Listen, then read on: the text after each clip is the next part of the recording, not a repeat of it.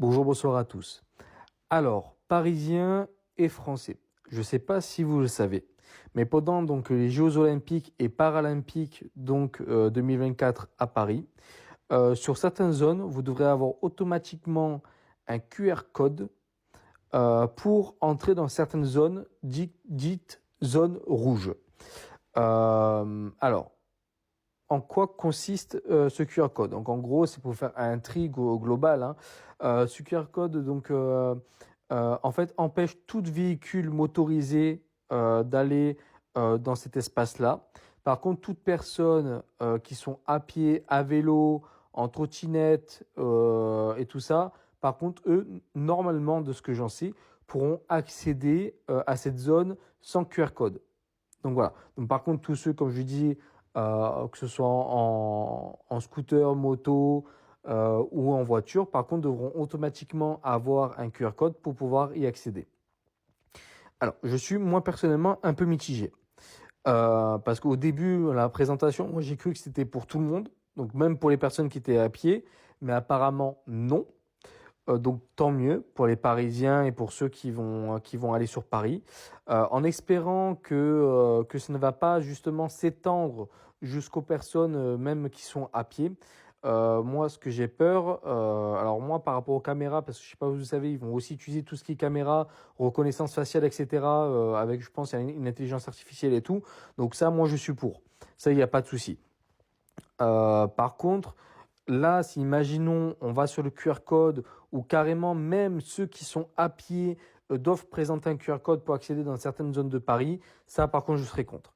Après que là, il y a un QR code pour les véhicules motorisés, ça je comprends parce qu'il y aura énormément de monde, donc de gros risques de danger.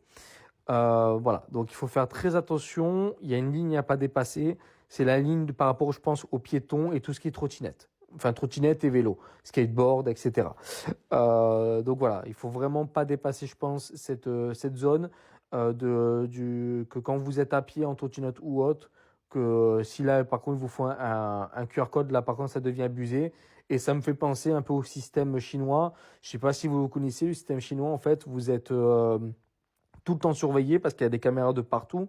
Et en fait, le moindre mauvais geste vous fait perdre des points et les bons gestes vous font gagner des points. Plus vous avez des points, plus vous avez en fait des avantages financiers, des réductions, etc.